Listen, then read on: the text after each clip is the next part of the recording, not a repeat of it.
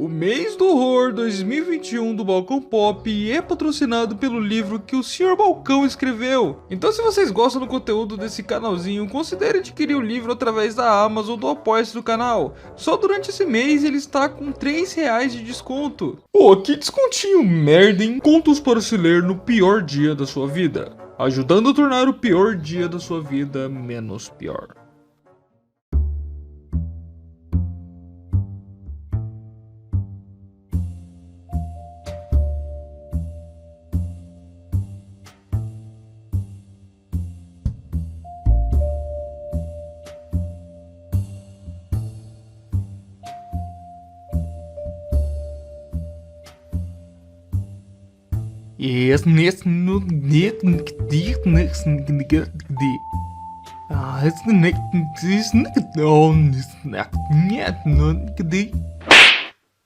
Tá engasgado? Fala direito, porra. Enfim, o Doug mandou avisar que não é pra você ficar forçando a barra nesse vídeo pra ficar esfregando as coisas de Twin Peaks que você tem, não. Pô, mas nem essa fita cassete de Fire Walk With Me? Nem ela! Droga. Mas... E que tal... Pera, o que você tá fazendo, Sr. Balcão? Não, pare agora. Pare imediatamente, pare. Você não precisa disso, Sr. Balcão, você não precisa disso. Pra que ficar biscoitando, Sr. Balcão? Não faça isso, por favor. Não. Você é um monstro. Não.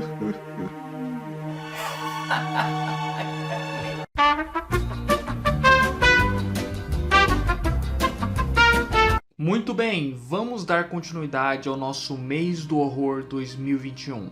Dessa vez falando de uma das séries mais icônicas e revolucionárias da história da televisão, Twin Peaks. Essa maravilha criada pelo David Lynch e pelo Mark Frost, o primeiro responsável por filmes como O Homem-Elefante, Cidade dos Sonhos, Eraserhead, Veludo Azul, e o segundo responsável pela duologia do Quarteto Fantástico da Fox. Então você já pode ter uma ideia de qual dos dois é o verdadeiro responsável pela qualidade, pela genialidade de Twin Peaks, né? Qual dos dois aí é o grande genial da dupla. Mark Frost, é o Mark Frost. Mas indo direto ao ponto, eu sinto que todo mundo a essa altura que é fã de cultura pop já tá cansado de ouvir sobre as técnicas, equipamentos inovadores para produções televisivas da época, estruturas de roteiro originais e o impacto cultural para a época que Twin Peaks representou, além da influência avassaladora da série. Então tudo isso eu sinto que todo mundo tem uma noção a respeito, pelo menos vaga, mas afinal, a pergunta que eu quero fazer é: o que é Twin Peaks?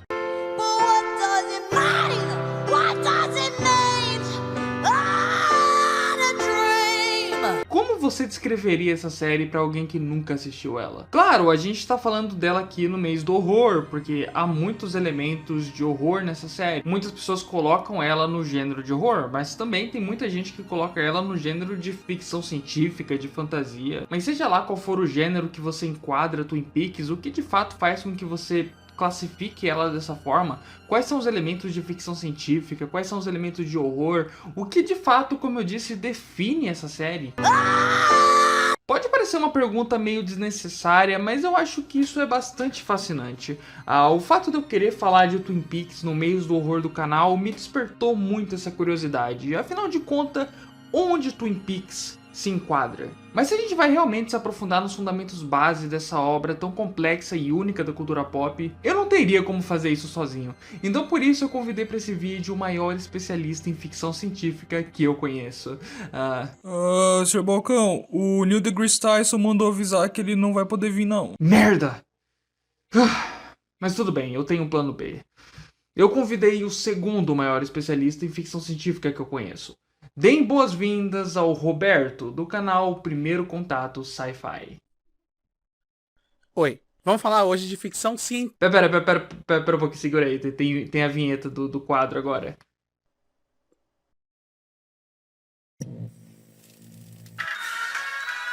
Say my name. The Twilight Zone.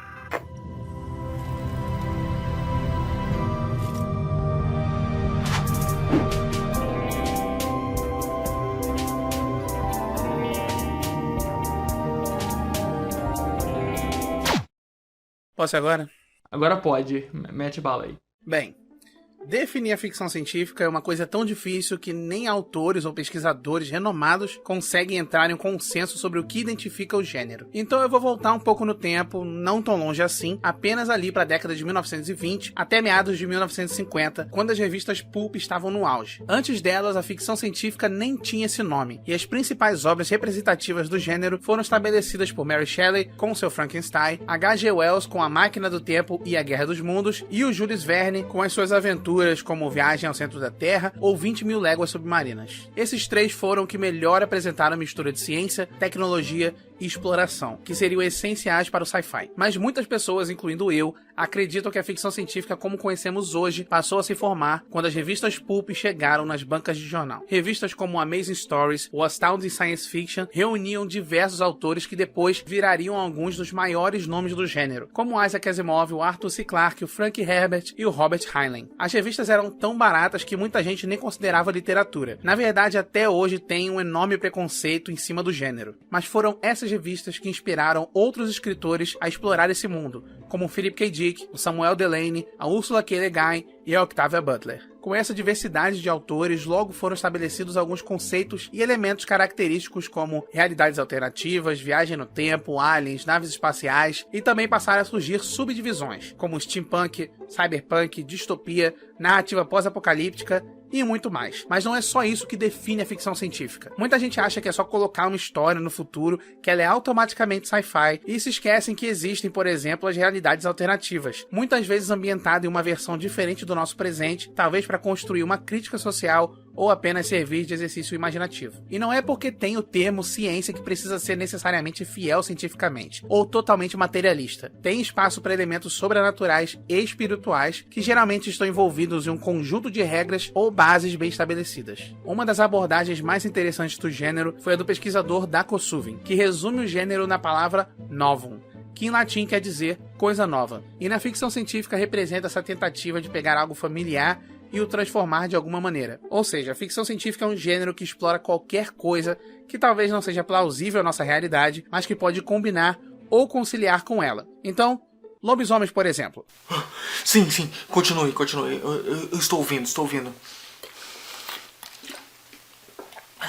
Lobisomens são criaturas comuns do horror, ou até mesmo da fantasia. Eles estão bem mais ligados ao sobrenatural. Mas se a minha história for sobre um lobisomem criado em um laboratório que transforma as pessoas através da transmissão de um vírus, aí estamos deixando essa história mais próxima de elementos que fazem parte da nossa realidade. E se esses elementos forem parte essencial da narrativa, é onde temos uma ficção científica. E é aí que chegamos em Twin Peaks. O que a história sobre a investigação de uma jovem assassinada em uma pequena cidade madeireira tem a ver com ficção científica? Na superfície, a série é claramente um thriller policial, uma série de mistério, mas apenas na superfície, apenas na premissa. Assim que o protagonista, Dale Cooper, chega em Twin Peaks para desvendar o que aconteceu com Laura Palmer, parece que estamos assistindo mais uma novela do que qualquer outra coisa. A TV na época estava cheia de séries policiais, comédias e novelas, e Twin Peaks se aproveitou disso, atuando quase como uma sátira. Mas não demora muito para essa história de um investigador carismático e apaixonado por café ir disso aí. I'm gonna let you in on a little secret. Every day, once a day, give yourself a present. Don't plan it, don't wait for it, just let it happen. Let's hit the road. Para isso aí.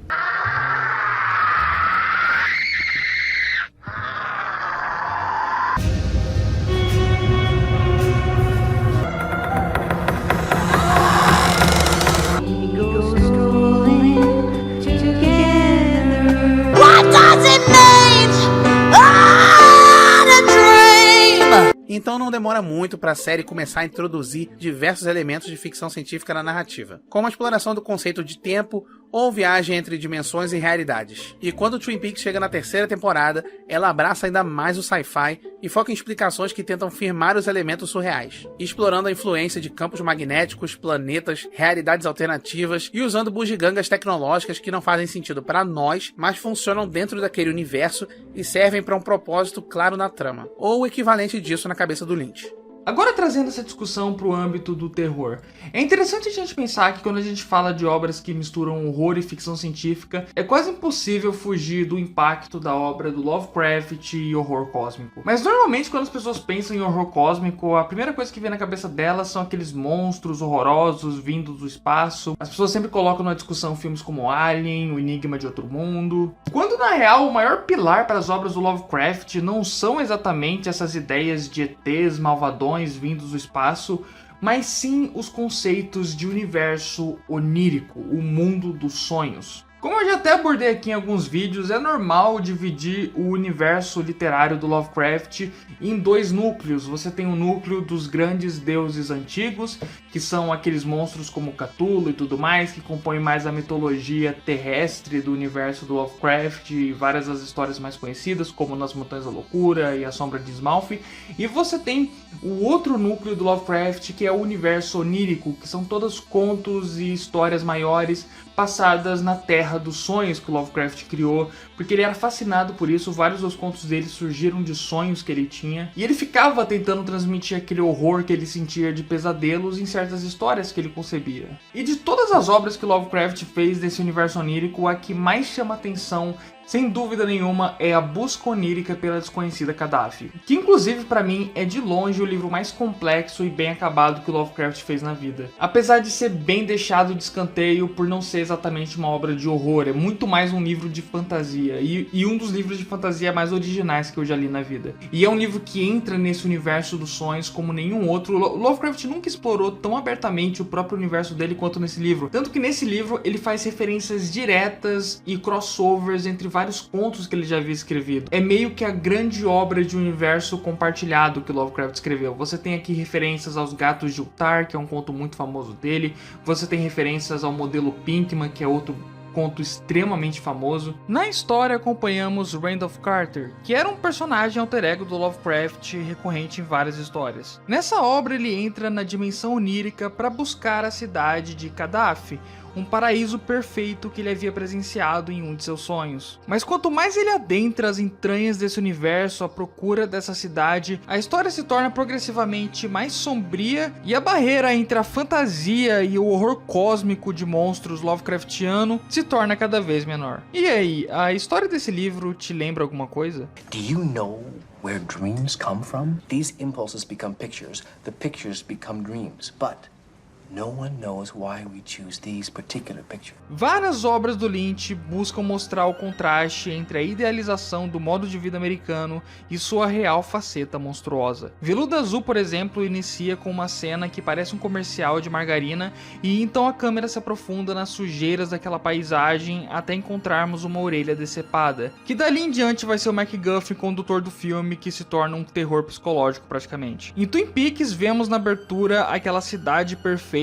ao som de uma música angelical, e na história nós temos essa cidade que no começo parece saída de uma série dos anos 50, com personagens atraentes e puros, e a cada novo episódio uma nova faceta aterrorizante dos habitantes é desdobrada. O contraste entre a idealização da perfeição que só pode ser alcançada nos sonhos, e especialmente o tão comercializado sonho americano, e a realidade que é tão tenebrosa quanto os nossos piores pesadelos, são temas intrínsecos ao horror de ambos esses artistas. É muito interessante a gente pensar que, se à primeira vista Twin Peaks não é bem conhecido como uma obra de horror cósmico, ela ainda assim está muito mais ligada a esses fundamentos de explorar o lado onírico do consciente humano do que várias das obras que são conhecidas como horror cósmico. Então, sinceramente, eu diria que poucas obras conseguem transmitir tão bem a loucura e perdição tão importante do horror Lovecraftiano quanto Twin Peaks. Especialmente na terceira temporada, em episódios como o 8º, que é uma jornada surreal pelo cosmos e que parece remeter ao nascimento do universo e nossa pequenez em relação às estrelas, outros temas clássicos do cosmicismo. Mas então, quando não estamos tratando do horror cósmico, quais são os grandes fundamentos para as obras mais famosas a unirem terror e ficção científica, como Alien, Invasores de Corpos, vários episódios de Twilight Zone, Enigma de Outro Mundo e etc? Bem, não tem como fugir do tema principal da era de ouro da ficção científica, que foi a paranoia da Guerra Fria. E eu só queria apontar isso porque porque incrivelmente eu sinto que o Lynch estava consciente disso e fez questão de também colocar esses elementos na série. Toda a forma como a população da cidade começa a ficar cada vez mais e mais desconfiada uns dos outros após a morte da Laura Palmer e começamos a entender quem são os infiltrados desse universo, surge aquele forte sentimento de paranoia crescente que marcou a ficção científica na época em que a censura e repreensão do governo estadunidense às pessoas que podiam ser comunistas estava no auge. E o medo constante da eclosão de uma guerra nuclear é particularmente bem usada na terceira temporada, com as constantes imagens de bombas atômicas explodindo e flashbacks dos anos 50, sempre transmitindo a sensação de que o que estamos vendo pode tanto ser consequência dessa devastação histórica, quanto o prenúncio do que está para acontecer. Muito bem, agora que a gente já falou dessas referências mais famosas de ficção científica e horror que dá pra gente amarrar ao lore e concepção de Twin Peaks e dá pra gente pescar assistindo assim na superfície, é preciso dizer que na verdade nada disso é muito bem representativo do que é a carreira do Lynch e a alma das suas obras e do seu processo de criação artística. Então eu passo agora a voz para o Roberto falar um pouquinho sobre isso, né não, meu amigo? Ih, cara, foi mal. Eu me distraí completamente aqui. Eu tava lendo o livro. Vamos seguir em frente aqui, tá bom? Vamos lá. O processo de criação do David Lynch é muito orgânico. Além de dirigir, ele contribui montando, pintando cenários e fazendo a própria música e sonoplastia, para garantir que o que você tá vendo é a completa materialização das suas visões. E nos tempos livres ele tem até um canal no YouTube onde ele mostra o que ele tá construindo, fala sobre o clima e faz um jogo pro espectador adivinhar o número do dia. Eu amo esse cara. Na direção ele tem uma abordagem que até parece improvisação, mas é uma maneira de reagir ao ambiente. Às vezes uma cena está de um jeito no papel, mas ele inclui ou retira algo no momento para testar diferentes reações. Esse processo mais intuitivo é uma marca registrada dele e um jeito de compreendermos como funciona a cabeça do Lynch, sempre criando e pensando em alternativas. Então as obras do David Lynch funcionam muito como uma HQ de Grant Morrison. Por mais complexas ou bem amarradas que elas possam ou pareçam ser, elas surgem muito mais do fluxo de consciência ou inclinações do autor naquele momento. No caso de Morrison, por exemplo, cada edição de Os Invisíveis era reflexo do que estava acontecendo com ele na semana ou no mês em que a edição estava sendo escrita. Não havia tanto um plano definido do que a obra era ou para onde ela iria. E isso tudo ajuda a gente a entender também o que acontece com o Lynch, que passa por um processo muito parecido. Só que pensa assim, quando você vai fazer um filme, você tem um tempo limitado para pensar em roteiro, ideias e depois partir para produção, e meio que isso reflete um período da vida do David Lynch a cada filme. Mas quando a gente tá falando de uma série de TV em que você tem vários episódios que são feitos entre semanas ou meses, você tem um espaço de tempo entre cada um, e você une essa forma de produção a uma pessoa tão conscientemente flexível, artisticamente flexível como o David Lynch, e você tem algo ainda mais próximo de algo como os quadrinhos de Morrison, porque você tem aquela mudança constante no fluxo narrativo,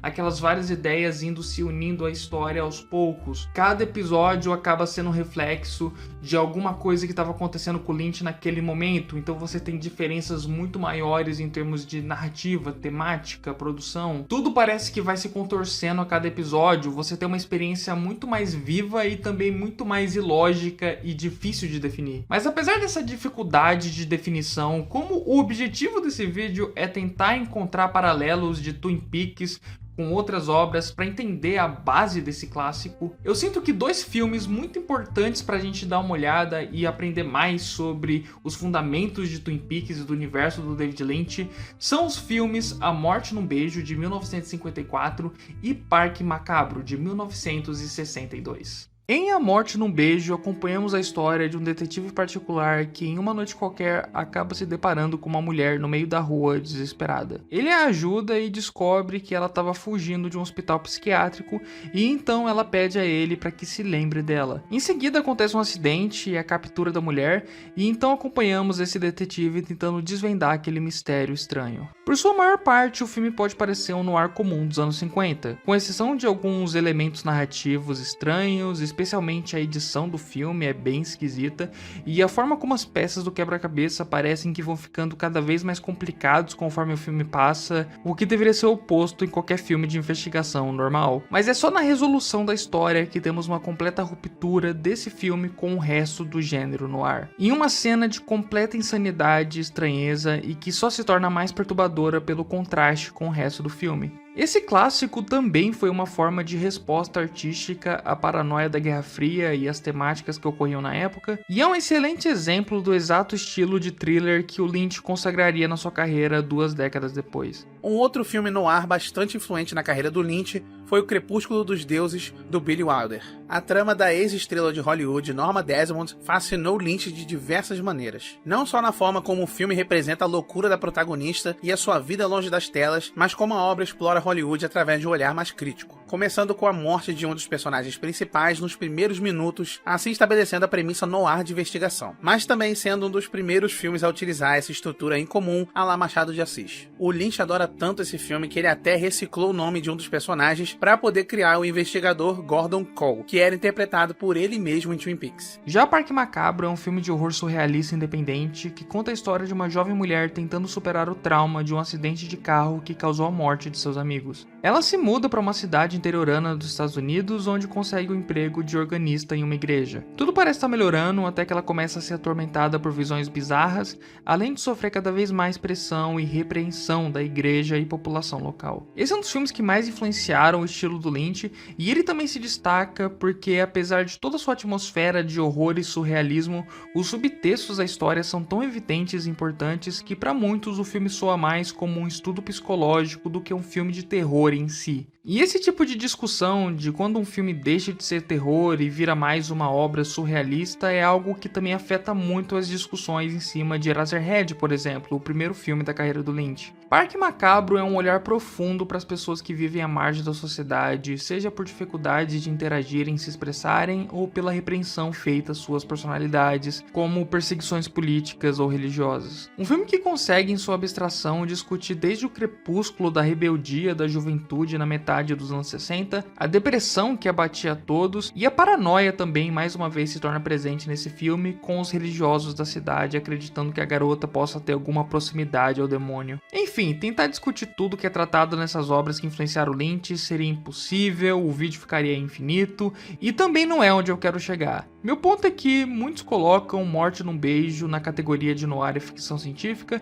e Parque Macabro na de terror ou thriller psicológico, mas tanto nessas obras como nas que elas influenciaram, especialmente Twin Peaks, a verdade é que às vezes um gênero pode ser tão subvertido e desconfigurado que as barreiras que o caracterizam se tornam insuficientes. É claro que Twin Peaks, por sua vez, também acabou influenciando diversas produções. Algumas basicamente copiaram pontos da trama e elementos da série de Lynch, como aconteceu em Wayward Pines, mas aí é mais culpa do autor da obra que inspirou a série, o Blake Crouch, que ele adora meter Twin Peaks em todos os seus livros. Já outras séries, como Riverdale, se aproveitaram apenas da ambientação e parte da premissa, mas conseguiram criar algo novo em cima disso. Hoje a gente tem séries excelentes como The Away, que foi cancelada cedo demais, e Legion, que se inspirou bastante em Twin Peaks. Uma outra com um tom similar é True Detective, que abraça totalmente essa coisa de horror cósmico, cheia de inspirações Lovecraftianas e seguindo a premissa de 2 detetives em uma pequena cidade investigando o desaparecimento e morte de jovens. Também tenho que mencionar Top of the Lake e Sharp Objects, que tem muito da premissa também, mas elas não se jogam tanto em segmentos surreais como True Detective. Tem também a famosa Dark, que muita gente ficou surpresa com a quantidade de ideias bizarras e personagens complexos em uma pequena cidade da Alemanha. Mas o próprio criador mencionou como ele tentou algo menos Stranger Things e bem mais Twin Peaks, com conceitos similares envolvendo viagem no tempo, linhas temporais fragmentadas e até alguns diálogos e personagens claramente inspirados na série do Lynch. Twin Peaks está em algum lugar entre o horror e a ficção científica. E eu acho que negar isso parece reflexo daquelas pessoas que pensam que não, é artístico demais para ser uma obra de gênero, o que é uma grande bobagem. Twin Peaks pode tratar de alienígenas, horror cósmico, paranoia, pesadelo, universo onírico, misticismo, monstros, investigações detetivescas pulp ou mesmo histórias bregas de amor. Tudo isso e muito mais, sem nunca perder também todo o seu peso no debate sobre abuso, controle governamental, hipocrisia, subconsciente humano ou guerra. Ao mesmo tempo que o Lynch abraça diversos gêneros, ele também os destrói completamente, ignorando as suas convenções, o que talvez seja o maior diferencial narrativo de Twin Peaks. É até um desserviço como as pessoas sempre parecem reduzir o cinema do Lynch a sonhos, principalmente os tradutores brasileiros. Porra, Cidade dos Sonhos, Império dos Sonhos, quando na verdade é muito mais nessas produções a ser apreciado. São essas coisas que fazem do cinema do Lynch e de outro grupo seleto de artistas especiais e únicos transcenderem gêneros, mas sem nunca se esquecer de onde eles vieram. E é isso que faz essa obra um poço tão rico de originalidade, invenção artística e fascínio. Então eu acho que é isso. Eu tô bem satisfeito. Então pera, a conclusão de vocês é que Twin Peaks é realmente uma doideira do caralho que não dá pra sacar muito porra nenhuma, mas em algum lugar disso aí tem sim, desde ficção científica até novela mexicana? Basicamente. Sim, é bem justo. Pô, foda, hein? Mas pô, vocês nem falaram do filme de Twin Peaks, você comprou esse VHS aqui à toa, Sr. Balcão? Isso fica para uma futura parte 2. Nossa, que legal! E quando vai ser? Daqui a 25 anos. Eita porra! Tudo isso, mano? Eu te vejo de novo em 25 anos.